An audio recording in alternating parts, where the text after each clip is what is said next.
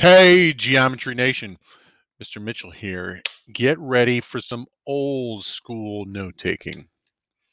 The needs for today is one piece of graph paper. So here I have mine. I am going to do notes on the front, one example on the back, and then we turn you loose for a big ideas assignment that's called 7.4 in your textbook. So this is old school. There's no frame. We're going to do some drawing together. Teachers, I recommend everybody get a straight edge and any piece of graph paper. And those of you at home, if you don't have the resources, you can freehand these. You'll get the same message. You'll get the same points. But we're going to have fun just like creating some shapes here. So we're going to create and draw with the hands busy while I talk. We've done packets. Let's see, we've done packets, we've done images, we've done definitions from the textbook, we've done tables and figures, we've done manipulatives, we've done videos of singing parallelograms, and now we're just going to draw shapes on a quadrilateral, but at the high school geometry level. I'm going to take my picture away. Okay, so what I did was take about the top, it's almost half the page, you know, it's like 40% of the page maybe. I gave myself a label, notes for 7.4, and you could say this is big ideas. It's the textbook chapter 7.4. You could always look at the online textbook for more detailed pictures. Special parallelograms is the topic, my name, and my date.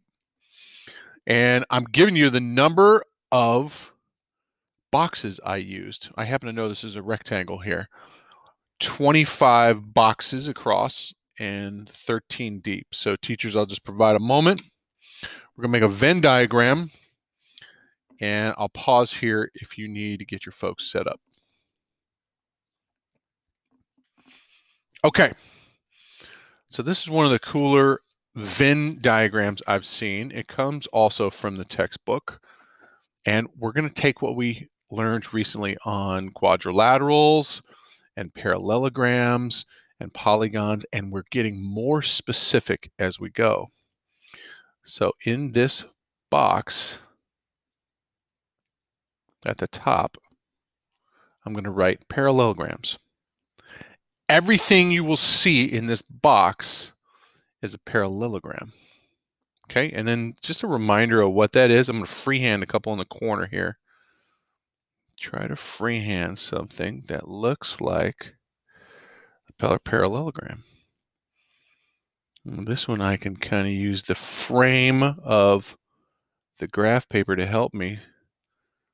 So parallelograms, what do they need? Well, they have to be opposite parallel sides, among other characteristics we studied. So opposite parallel sides. We're going to do some more specific kinds of parallelograms. We learned that opposite sides are also equal in these, but you can be more precise in what kind of specific shape this is. So there's the tough part for Venn diagrams. I need two big jelly bean-like shapes. Okay, so I'm going to make them overlap in the middle somehow. Just drawing this freehand. I need some space in the middle to overlap. Okay. We'll zoom in a little bit as we get specific. So for parallelograms, opposite sides are a symbol for parallel. Opposite sides are parallel. Everything inside this square will be, everything inside this outside rectangle will be a parallelogram. On the left, we have this character. Maybe you remember it from your past, the rhombus. And on the right is the rectangle. And in the middle is the square. Okay, so I'm going to try to draw a rhombus freehand. And here's the major characteristic of a rhombus: 4 congruent sides. I don't see anything about an angle here, but I see 4 congruent sides. So I'm going to pick a spot, and I'm going to say, okay, well, my side is going to be, let's see, let's make it kind of diamond shaped and like about 2 centimeters. And with the other one, I'm going to see if I can line up that 2 centimeters so it brings back to the same line I was using. So down here somewhere. Okay. There's 2 centimeters. It meets up with that line. I'm going to get close here. I'm just trying to use measurements that'll help me achieve what I want. 2 centimeters on all sides. That's not bad. And so the characteristic we want to note is that rhombuses have 4 congruent sides. I don't know anything about the angles in here. I don't know what these angles are. And I suppose you could have a rhombus that's really odd, right? That would be one too if you had all parallel sides. Nothing to say about the angles, but the sides are congruent. And then there's the rectangle situation on the right, where they have 4 congruent angles. Okay, so let's just use the frame here of the graph paper to create the rectangle while we chat. Okay, so what this picture tells us is that sure enough, rhombuses are parallelograms and rectangles are parallelograms. And they just have different traits. Okay, so a rectangle doesn't necessarily have 4 congruent sides, but it does have 4 congruent angles. And in this case, they will all be 90 degrees. That's the true definition of a rectangle, is a quadrilateral, a parallelogram that has 4 congruent sides. Because we learned earlier that the sum of the interior angles for a rectangle is 360 degrees, there's only one way to get 4 congruent sides, and that's having a 90 in every corner. And I bet you can envision the big finale, the square. It's probably an argument between mathematicians on what is the perfect shape. Is it the square and all of its traits, or is it the circle? A deep question I will not be thinking about over spring break. Okay, so our square here has the traits of a rhombus and a rectangle. It is also a parallelogram. A square has all traits for a quadrilateral that you can imagine that would give it symmetry. There are even more. I'm not going to draw on here yet to make it more confusing, but the square is like the perfect polygon. It has congruent sides, angles, and beautiful symmetry. And that's why the regular square has been in your art quiver since you were a small person. You learned to draw the square early. Rectangles, I'm sure, came along. Rhombuses, parallelograms, a little later on. Now we tie it all together in the frame of 10th grade geometry. Okay, the Venn diagram is meant to represent that a square is a rhombus, it is a rectangle, and it is a parallelogram. It is all categories. That's for you visual learners. Okay, now for you definition types, let's get a couple of comments down. I'm going to use the term quadrilateral. And I'm going to shorten it when I write it. I'm going to say a quad. And it's a 4-sided figure. Okay, so there's a quad. A quadrilateral has 4 sides. Okay, a couple of general statements here. A quad is a rhombus. Okay, it is a rhombus if and only if it has 4 congruent sides. If it has 4 congruent sides. Okay, so that's something we can take out of that picture above for you visual learners, or here it is in print. Okay, a quadrilateral, is a rectangle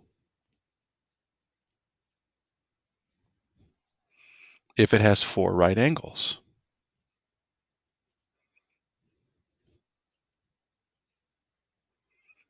Okay, 4 right angles. All right, here comes the text version of the picture above. A quadrilateral is a square.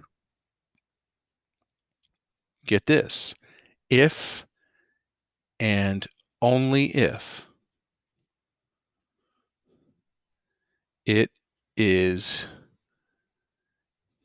a rhombus and a rectangle. So a square meets a very specific set of requirements. All right. Let's look at a few of the characteristics of these shapes. And so now I have a chunk at the bottom. If you made a lot of notes, I'm going to draw some pictures in here. You could go to another side, but I'm just going to draw some pictures here in the end. And I'm going to add some characteristics specifically for our shapes.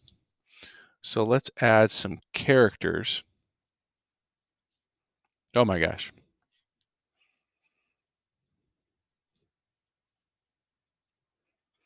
Some rhombus characters or characteristics. I guess we could do that there. Rhombus characteristics. I'm going to try to draw one. And here, while you're listening, while you're learning about the shape here, it doesn't hurt to keep the hands busy. See if you can draw a rhombus.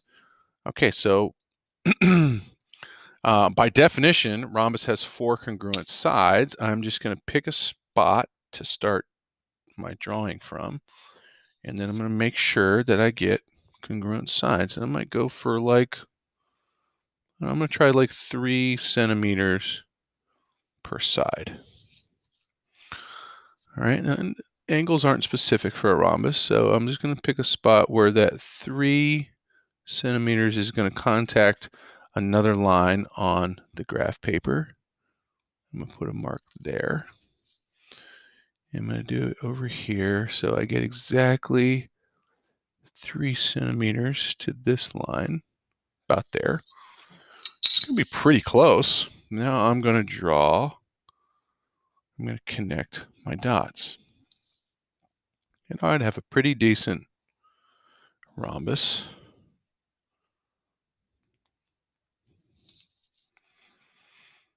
Can't you see yourself just learning something while your hands are busy? Sure, I see a lot of these things in a textbook. I want to kind of draw it though and get a feeling. So here's some characteristics. This is a new one for quadrilaterals. It was not the case with parallelograms, but the diagonals in a rhombus are perpendicular. This is the first time we've run into this. What do you mean, Mr. Mitchell? What do you mean they're perpendicular? Well, let's look. We just drew one. Believe in yourself. You've got a decent one there. The sides that are all the same. Let's connect the diagonals. And look. Yeah, I can buy it. The diagonals on a rhombus are perpendicular. There's a 90-degree corner, and there's 4 of them. 90, 180, 270, 360. There's 4 of them all in a space right here. The diagonals are perpendicular. The other trait that's kind of unique to these is that the diagonals, it's an O, they bisect a pair of opposite angles.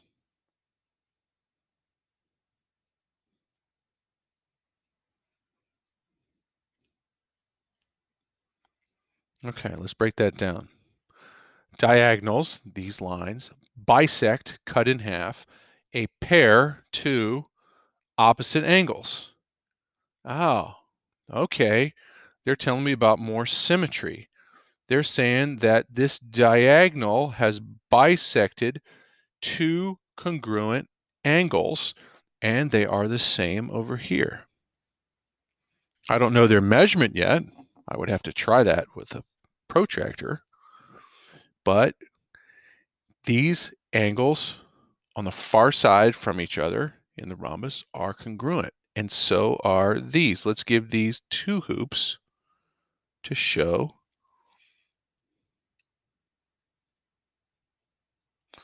that those are also congruent.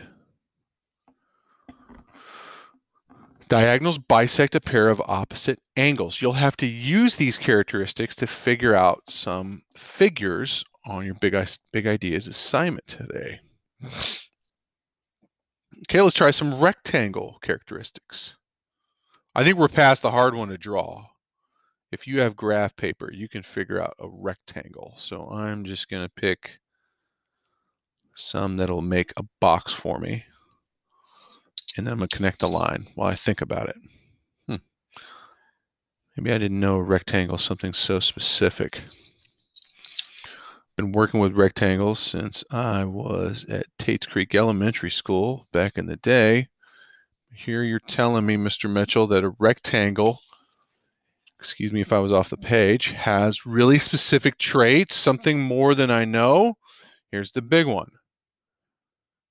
The diagonals are congruent.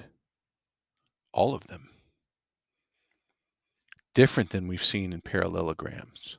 Different than we've seen in a rhombus. If I connect the diagonals on this shape, there's one. And there's another one about. What they're telling us is that the diagonals here, here, here, and here, they are all congruent. This is a parallelogram. This is a rhombus. It's also a rectangle. In definition, it has a 90-degree angle in every corner. So there's a 90 in every corner. And an additional characteristic is that all these diagonals are equal in length. So let's end with a square. End with a square. I'm going to use the same trick. I'm going to just pick out a 3x3, and make it a square.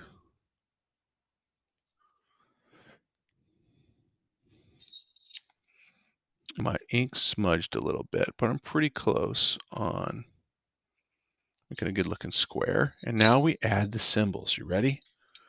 Let's add diagonals to this square. Here comes the argument for why it's the perfect shape. I'll zoom in on it. It has 4 congruent sides. It has 90s in the corner, each corner. Okay, so let's add all those. It has diagonals that are congruent because it is a rectangle. It has angles that are bisected, so now we know that each of these is 45 degrees in the corner. and it has a 90 here. Because it's a rhombus, the diagonals are perpendicular. So all that information from one square, one geometric shape. A lot of the big ideas questions that I selected are kind of wordy. And so you're going to think especially about the characteristics that make these shapes what they are. And as you think through them in definition, you'll start to have a little more luck as you go through the kind of wordy questions.